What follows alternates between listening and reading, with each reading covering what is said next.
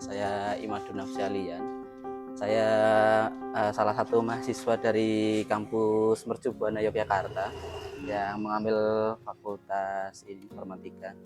Jadi hari ini seperti yang saya janjikan kemarin, yaitu ingin mencoba wawancara dari salah satu usaha Bapak, yaitu saya tertarik di usaha Bapak, yaitu di bagian terutama bagian pengecatan mobil ya, pengecatan mobil.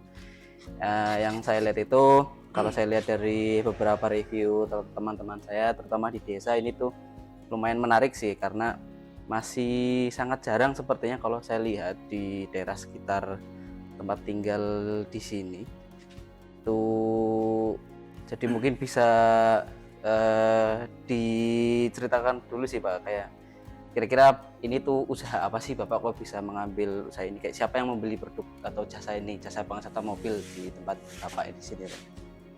Kalau untuk pengecatan jasa yang membeli itu yang jelas pasti ya konsumen itu juga tidak lepas atau tidak luput dari hasil karya. Kita kan jual jasa ya, teknik, skill, atau yang jelas ya hasilnya. Kalau hasilnya itu memuaskan, di pasaran pasti itu banyak peminat, gitu Mas. Masalahnya kita itu yang dicari mutu, kualitas, kepuasan konsumen. Nah, sehingga bisa berkembang di situ.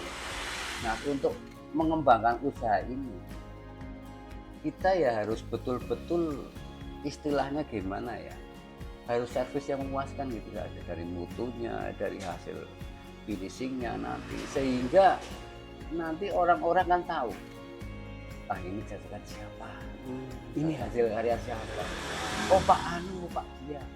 Nah, itulah kemasannya yang kita cari. Jadi kita jaga mutu utamanya kayak gitu Mas. Oke. Oh ya, tadi benar. Sebelumnya saya ingin perkenalan dulu dari Bapak. Siapa saya berbicara ya? Dari mungkin nama bengkelnya juga ya Pak. Rojuli. Oh, Rojuli ya Pak. Oke. Di tempatnya di Purbalingga ini ya Pak? Betul. Iya. Oke, mungkin saya panggil Bapak Ayung aja karena terkenal panggil Pak Ayung ya. Betul. Namanya panggil Pak Ayung. Oke, panggil Pak Ayung. Mungkin ini. Terus pertanyaan selanjutnya, ini mengapa konsumen itu mesti membeli jasa dari Bapak, sama kelebihannya itu apa ya Pak? Kira-kira kayak menarik gitu Pak untuk usahanya Bapak ketimbang jasa-jasa yang lain tuh, pengecatan yang lain itu gimana itu Pak? Yang jelas itu kita kan jual jasa ya, jual teknik kayak gitu. Kita harus melalui prosedur-prosedur apa yang kita pelajari dulu, kita harus betul-betul melalui prosedur itu.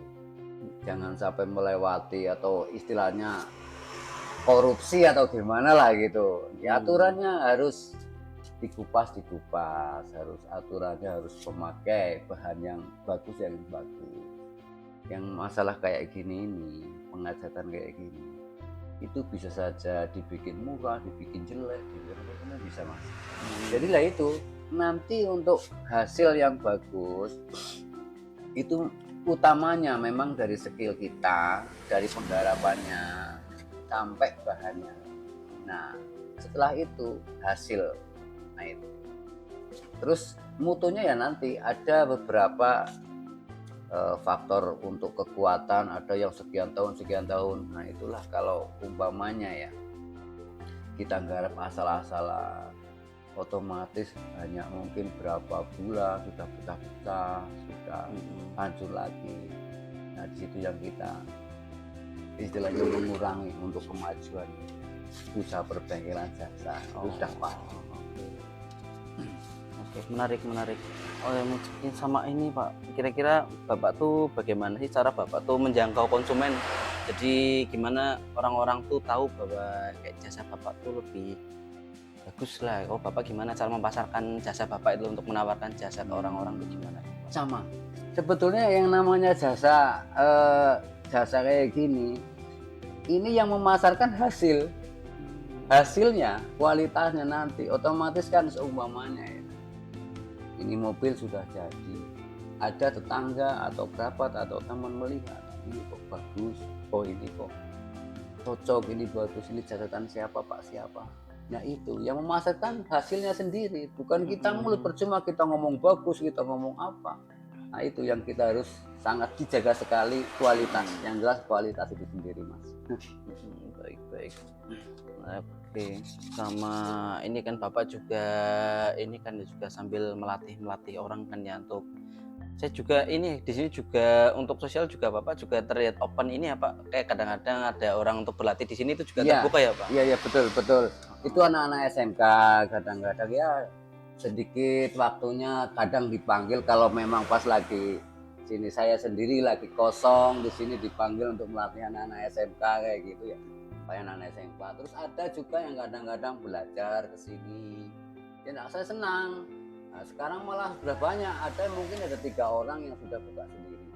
Nah, itu kan lumayan lah. Bermanfaat ya, Pak? Anak saya sendiri yang di Jakarta juga masuk sekarang. Oh iya. Kayak lumayan lah. Ilmu yang sangat bermanfaat sekali ya Pak. Ya karena sebenarnya kalau saya juga research kan, karena kan sebenarnya untuk chat ini kan nggak bisa salah-salah kan, benar-benar pengalaman waktu itu sangat dibutuhkan sampai bisa ke body itu sesuai dengan cetakan pabrik. Ini juga nggak bisa asal dempul, kalau orang yang baru pertama kali dempul berarti udah pasti nggak halus lah kan. Retak ya. Terus oke, selanjutnya ini Pak, terus untuk membangun hubungan dengan pelanggan itu Bapak gimana Pak? Mungkin kayak after salesnya kayak Bapak tuh apakah ada garansi atau bagaimana Bapak tuh menjaga hubungan dengan pelanggan, dengan harapan mungkin di next ini kalau mereka ada kebutuhan mengecat tuh biar mereka tuh langsung ke Bapak lagi gitu. Nah, itu sama tadi. Ya bisa jadi istilahnya garansi lah, mungkin 2 tahun, 1 tahun, atau mungkin ada yang itu lagi nanti kita bikin garansi kayak gitu. Tapi ya rata-rata sih enggak lah. Rata-rata kalau udah puas ya sudah, jarang sekali kembali ke sini. Yang penting itu cara penggarapannya melalui prosedur yang bagus lah. Insya Allah nggak ada. Terus ya tadi juga sama, yang namanya kita hubungan dengan konsumen ya tahu sendiri lah Mas, yang namanya usaha kayak gini harus betul-betul jujur, kejujuran itu dijaga. Ya cuma itu aja. Sama sebetulnya, simpel. Yang penting hasilnya bagus, memuaskan, udah pasti hubungannya bagus lah.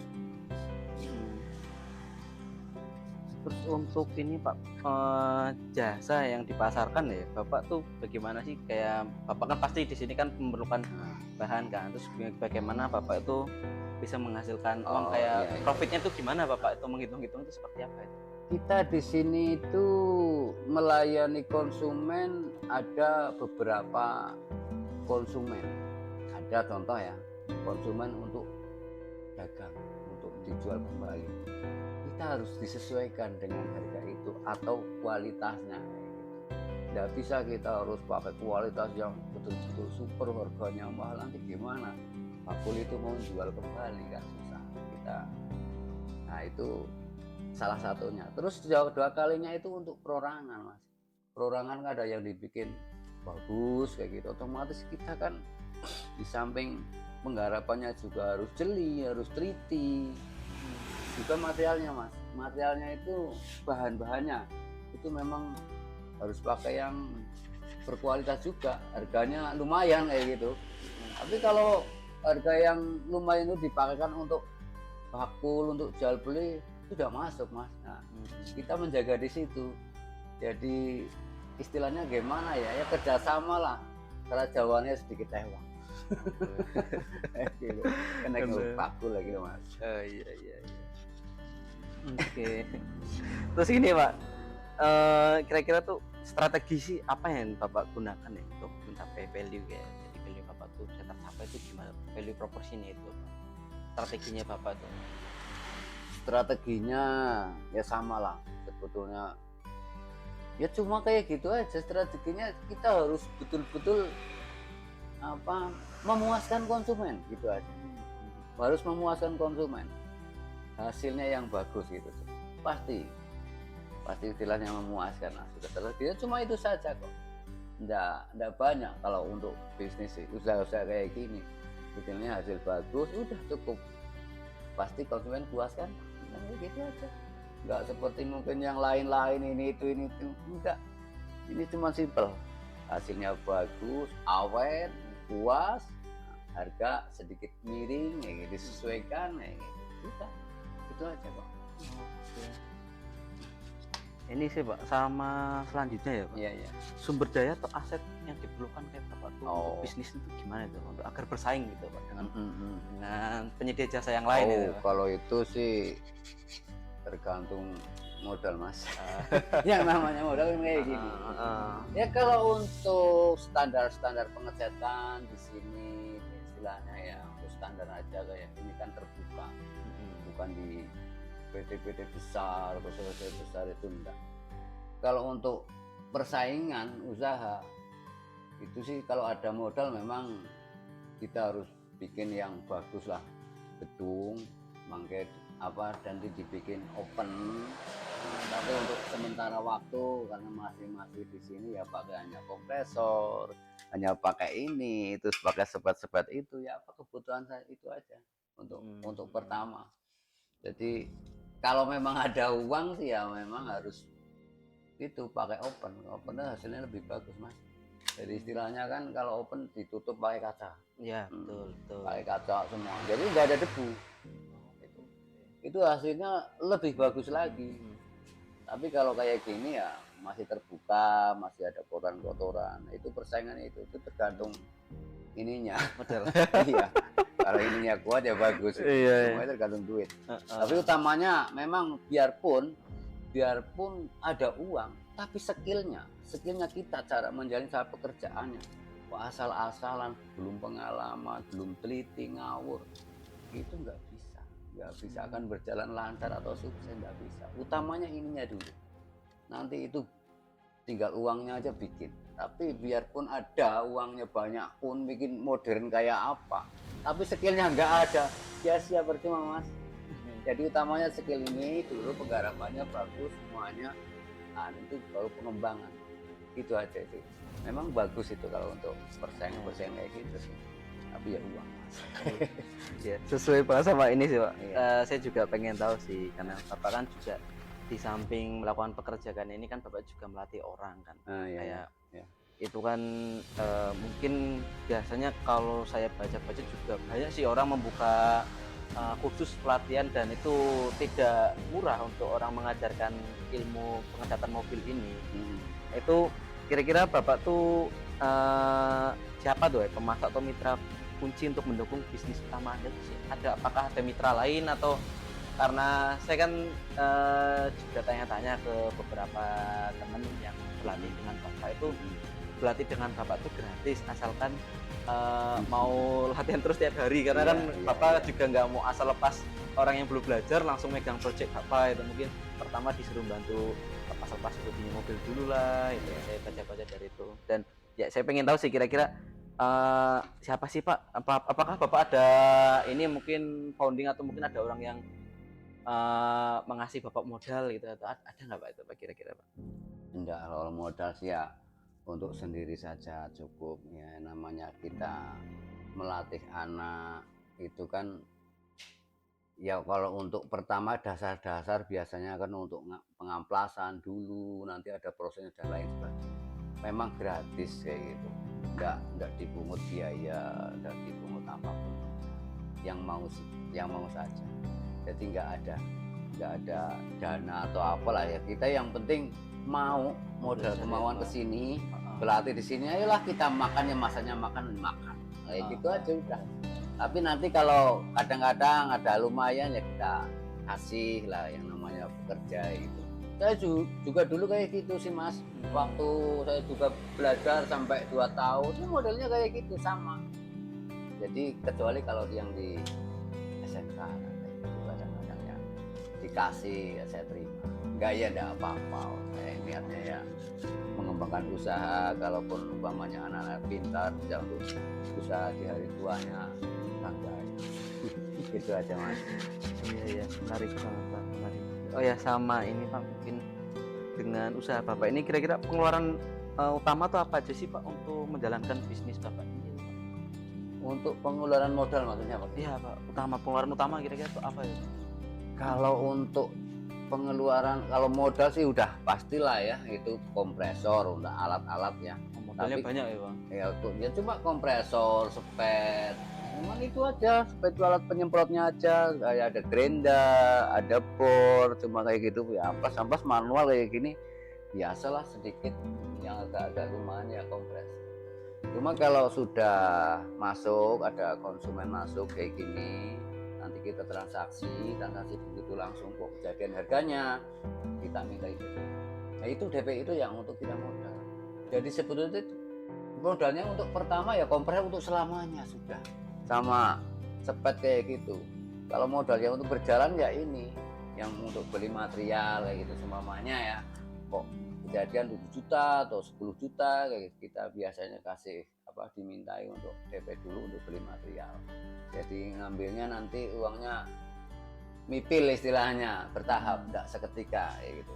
Ya syukur kalau orang yang modalnya ada kuat ya langsung, kadang-kadang ada ya cash ya. Kalau enggak ya setidaknya untuk beli itu aja alatnya itu, materialnya ya, ada cat, clear dan lain sebagainya kayak gitulah. Nanti pelunasannya sambil kalau sudah selesai.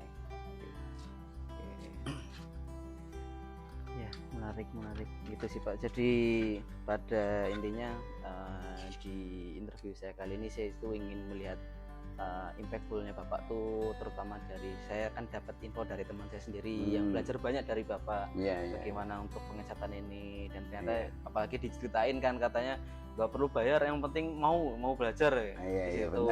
Apalagi teman saya itu lulusannya kan komputer ya, tapi kok malah berubah ini profesi jadi cat ya. Dia sekarang di Jogja dia juga pengecatan motor ya gitu sih Pak, body. Dan katanya ilmunya tuh dari Bapak semua di sini. Nggak apa-apa, yang nanya kehidupan tuh yang penting kita rezeki halal kayak gitu, untuk berjuang untuk kehidupan itu nggak masalah. Nasib kita kan beda-beda ya namanya. Pertamanya niatnya mau kesini, mau bikin ini, itu mau jurusan ini, nggak taunya nasibnya begini kan, kita nggak tahu. Yang penting utamanya gimana. Jadi anak muda sekarang ya Mas, salah satu hanya punya keahlian. Cuma itu aja ya, punya keahlian apapun itu. Masalahnya nanti suatu saat kalau enggak punya keahlian, kita ditaruh di mana tuh mati. Coba kalau umpamanya jadi tukang bangunan, ngaduk ya kan. Sekarang kalau untuk bodi kayak gini masuk di mana-mana, di perbengkelan, tukang ngambat nyuci bodi. Coba kalau tukang udah punya keahlian, lumayan. Itu aja pesan saya. Jadi punya keahlian lah, walaupun Mas sendiri kayak gitu mau sekolah apa, belajarlah apa saja yang mau. Yang namanya nasib kita kan cuma itu aja Mas. Ya, saya tuh sangat berterima kasih sekali sih Pak atas waktunya, ini mengganggu Bapak sambil mengerjakan mobil. Nyantai-nyantai. Iya Pak.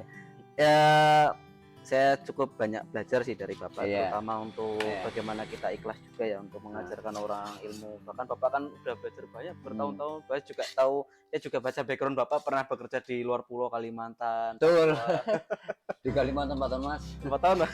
Di Papua mungkin 2 tahun lebih. 2 tahun di Papua. Sebelum itu di daerah Purwokerto ada 2 tahun, jadi 8 tahun. 8 tahun. Cuman profesional di bidangnya Pak. Ya itu aja memangnya. Gimana ya, jualnya jasa kayak gini, maunya yang namanya hidup ya jadi bos besar.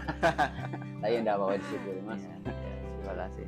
Ya, sepertinya itu aja sih dari saya. Terima kasih sekali. Ini lagi waktunya Pak, telah menyempatkan untuk saya wawancara, untuk observasi sih Pak, untuk saya pengen tahu usaha Bapak bagaimana ini tadi bermanfaatnya ilmu Bapak untuk orang lain. Ya, sepertinya itu saja sih Pak yang mau saya tanya-tanyakan lagi. Kurang lebihnya mohon maaf sekali ini Pak kalau ada salah kata. Wah ya seneng malah. Iya Pak. Oke, langsung saja Pak. Saya terima kasih sekali Pak. Oke, terima kasih. Selamat ya. Semoga lancar terus usahanya Pak. Amin, sama-sama sebaliknya ya. Semoga sukses selalu. Amin, terima kasih. Mari Pak. Oke.